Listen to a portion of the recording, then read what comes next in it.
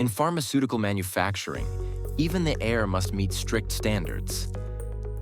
HVAC systems play a vital role in ensuring clean and controlled environments. HVAC stands for heating, ventilation, and air conditioning. These systems regulate temperature, humidity, and, most importantly, air quality. One of the key components is the HEPA filter. HEPA stands for High Efficiency Particulate Air.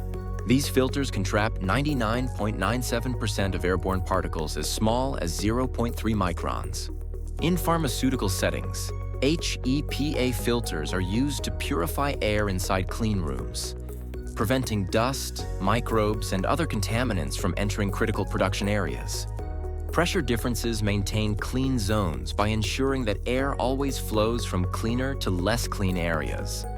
These systems are continuously monitored to ensure they meet strict regulatory standards.